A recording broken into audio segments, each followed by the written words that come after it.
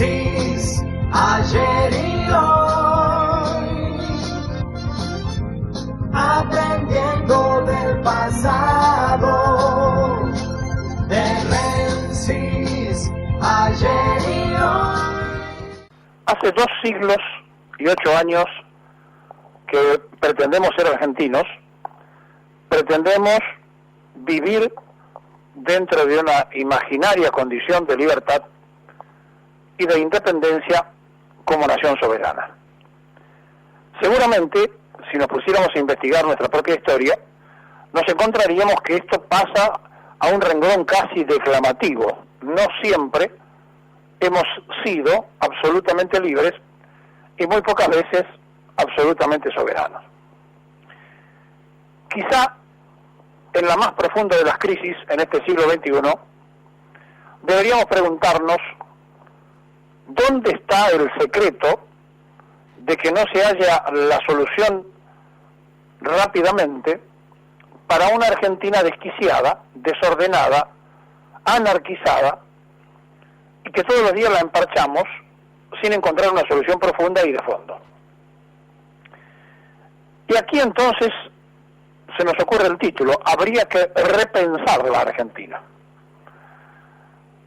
Si tomamos nuestra historia presidencial, muy pocos, por no decir casi ninguno o simplemente algunos, se dedicaron a planificar en estos 2 siglos y 8 años. Dentro de los que planificaron, muy pocos, casi ninguno, cumplieron lo que planificaron. Por eso, con el devenir de los años, y mirando la historia incluso para atrás, se agiganta la figura del teniente general Juan Domingo Perón como el hombre que se detuvo a pensar. Después de detenerse a pensar, planificó. Y luego de planificar, desarrolló la idea, pero además cumplió con lo que él mismo se había prometido y lo que le había prometido a su pueblo. Una cosa que parece tan simple, tan mecánica, ha resultado ser casi imposible de reiterarse en los distintos mandatarios que ha tenido la Argentina. Todos prometen y muy pocos cumplen, por no decir casi ninguno cumple. Y entonces hay que repensar el país. Alguna falla tenemos como sociedad constituida para decir que en tanto tiempo solamente una persona que hizo el Consejo de Posguerra, el primer plan quinquenal, el segundo plan quinquenal y el plan trienal, la última presidencia, se dedicó a planificar y a cumplir lo que había planificado. ¿Cómo puede ser entonces que se viva en una improvisación constante y que se pierdan horas preciosas discutiendo un presupuesto, porque en realidad se trata siempre de pedir dinero prestado para tapar agujeros de las malas administraciones y finalmente la gran ocurrencia: subir los impuestos de cualquier tipo, de cualquier forma, para recaudar. Un Estado se financia de 2 maneras: con la cobra, precisamente cuando se cobran los impuestos, y con la exportación. La Argentina ha sido exportadora de materia prima, sin valor agregado históricamente. El regreso con el gobierno de Macri al preperonismo, es decir, la Argentina agrícola exportadora, ganadera, a lo que se le agrega ahora minera, es exactamente volver a empezar. Nos quedamos sin industria, la destruimos con la apertura de las importaciones indiscriminadas, y entonces viene el resultado del propio índice, que termina de dar los números de la industria que se derrumbó el 11.5%. A ver, un país que está agotado por la cantidad de impuestos que tiene, un presidente que dijo que lo que había que hacer era corregir y bajar impuestos, lo único que ha hecho es subirlos. Y un presidente que dijo que había que bajar la deuda, lo único que hizo fue endeudar a la Argentina. Es otro de los tantos que se pone en la lista de los que prometen y no cumplen, por no ser rudos en el comienzo de llamarlo mentiroso a Mauricio Macri.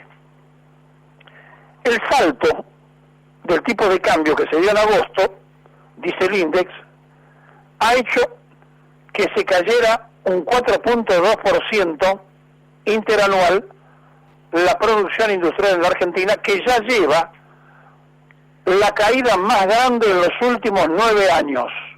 A esto vino Cambiemos, a la Argentina agrícola, agroexportadora, y regresa 70 años para atrás. Ya que a ellos les gusta hablar de los 70 años, regresan 70 años para atrás. Añoran aquel país de un Buenos Aires que se parecía a París, donde pocos ganaderos veraneaban en Europa, mientras el peón de campo no tenía ningún derecho y era explotado de sol a sol. En el año, la industria acumula una baja del 2.1%, mientras que la construcción muestra un crecimiento del 6.4%, impulsado por la actividad de los primeros meses. Pero después, cuando empezó el escándalo de los cuadernos y aparecieron los muchachos que siempre se la llevan, se frenó también la construcción. Según el estimado mensual, que se publica justamente cada 30 días, la industria alimentaria es la que más incidencia tiene dentro de esta caída. Ahora, ¿por qué le parece a ustedes que ha bajado la industria alimentaria? Porque la gente no se alimenta y no consume alimentos porque le han metido la mano en el bolsillo con los tarifazos, le han destruido la economía del hogar y la gente tiene que optar entre comer o alimentarse o pagar las tarifas. Por eso es uno de los síntomas que más llama la atención la caída de la industria alimentaria. El sector automotor, digamos que para clase media hacia arriba, en los primeros 9 meses acumuló un crecimiento interanual del 10.3%. En septiembre se cayó el 15.7% por la menor demanda interna y por la caída de las exportaciones a Brasil. Prepárese ahora, cuando suma Bolsonaro en Brasil, para tener conflictos. Se lo venimos alertando en Mata desde el primer día. Los factores que da el organismo para la caída son, por un lado, que se observa una disminución del nivel de actividad en las familias que están vinculadas a la terminación automotriz, es decir, las autopartistas, es decir, todo lo que compone la construcción de los autos, y por otro lado, se registra una menor demanda en el mercado de reposición. Claro, ¿quién va a cambiar el auto? Sí, cambiar el auto significa, ya para la clase media y la clase media alta, también un inconveniente. De los 12 bloques industriales que mide el índice, todos sufrieron una contracción, menos las metálicas básicas, que crecieron 2.7%. Por el otro lado, los sectores que más cayeron son la industria textil, 24.6%, la edición de impresiones, las imprentas, 21.6%, y acá quiero incluir a los libros que no se venden y que ha caído total y absolutamente la impresión y el trabajo de los escritores. Los datos que da el propio índice, tenemos que la industria alimentaria cayó un 3.2%, y los productos minerales no metálicos también cayeron un 3%. La construcción también cae. En cuanto al sector de la construcción, se indica que también está en caída franca, después que al principio había tenido números alentadores. Mientras tanto, se observan bajas del 13.8%, del 10.6% en el cemento Portland, en la cal, en los otros datos, el 9.4% en ladrillos huecos, el 7.4% se cae en pinturas, el 5.4% en pisos y revestimiento, el 4.7% siempre para abajo, ¿no? El hormigón elaborado cayó el 3.8% en mosaicos, graníticos y calcáreos, el 3.5% en artículos sanitarios de cerámica, el 1.9% en asfalto, el 1.1% en placas de yeso, el 1% en hierro redondo y en acero para la construcción. No hay un solo número que diga que Cambiemos acertó. Pero además, cuando al comienzo del índice hace el estudio, dice que es debido a la caída del peso. ¿Y quién manejó la caída del peso? Los amigos del mejor gabinete de los últimos 50 años del presidente, que colocó en el Banco Central y en el Ministerio de Hacienda y Economía, que destrozaron la Argentina. Bien, frente a esto, el problema no es cómo sigue. Ayer Macri se autopostuló a continuar, hablando para una radio de Catamarca. El problema es quién lo reemplaza, para qué lo reemplaza y cómo lo reemplaza a este gobierno, o quiénes lo reemplazan. Si no se repiensa la Argentina de vuelta, no tiene solución, venga quien venga. Porque el país está estructurado en el concepto de gobernar con deuda, y eso no existe en ninguna parte del mundo. El país está estructurado en tener constante y permanentemente una caja donde entra menos de lo que sale. Y eso no existe. No puede ser de esa forma. Si usted en su casa gasta más de lo que tiene, en algún momento le rematan la casa porque no la puede pagar o porque no pagó un servicio y entonces lo remataron. Bueno, esto está pasando con la Argentina. Pero además está pasando sin que nos demos cuenta. Todos los días está ocurriendo algo que va destruyendo el entramado nacional. Repensar la Argentina es el tema. Pensar por qué un país que tiene recaudación federal tiene distribución unitaria de los impuestos.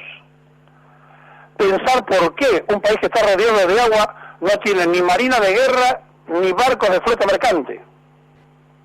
Pensar por qué un territorio tan grande no tiene vuelos interprovinciales, por qué no hay una línea de aviación de tanto loco que licitaron que cubra la provincia de Buenos Aires. Repensar la Argentina significa no seguir amontonando gente en propiedad horizontal, cuando a media hora de las terminales ferroviarias tenemos campos. La verdad es que yo no escucho que alguien repiense la Argentina. Y por eso se agiganta la figura del único que lo hizo. Y por eso cuando tenemos que ser recurrentes de repetir lo de Perón, pero Perón ya no está ni volverá.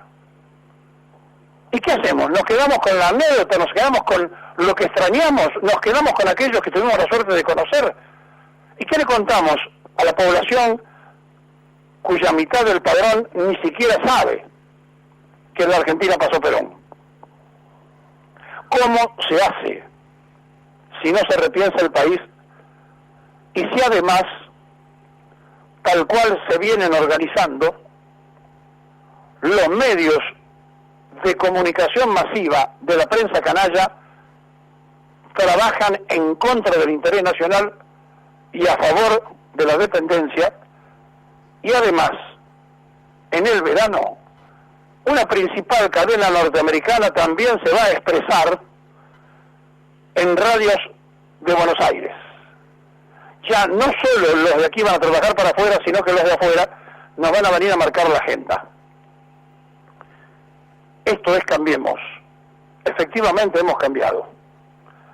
A los errores del kirchnerismo le sumaron y le duplicaron sus errores propios. Y a las virtudes del kirchnerismo le sumaron la barbarie y los errores de ellos. Es decir, que si el gobierno anterior necesitaba ser cambiado porque había cometido abusos, el gobierno que lo vino a reemplazar batió el récord de abusos y no dejó ni sostuvo las cosas que estaban bien hechas. Ahora están hablando de un bono de 5.000 pesos con 2.500 pesos para noviembre y 2.500 pesos para enero para los trabajadores. La CGT pide que sea obligatorio y por decreto para todos. En esos todos la CGT no incluye a los jubilados, debería que los incluya. En esos todos que pide la CGT, por el decreto, va a haber pymes que no lo van a poder cumplir. En ese todo que están pidiendo para que se paguen los 5.000 pesos, el gobierno tiene planeado que lo hagan los privados y que arreglen sector por sector. El que no puede, que no lo pague. Si la CGT negocia el paro creyendo que le van a cumplir, se equivoca. Y también, obviamente, si aparece el bono de los 5.000 pesos, y no incluyen a los jubilados, se vuelve a equivocar la CGT. De manera que entonces, la Confederación General del Trabajo, que está negociando en este momento con el gobierno, debe pedir que los 5.000 pesos sean, además, para los que cobran la jubilación mínima en la Argentina. Sí o sí. Y que a esos jubilados no se lo paguen en noviembre y en enero, que se lo paguen en diciembre, para que puedan a lo menos pasar el fin de año de una mejor forma. Hay que repensar la Argentina y también ellos tienen que repensar su estrategia ante un gobierno que no cumple, que no respeta y que si se dejan llevar por los que lo dicen, los van a volver a engañar.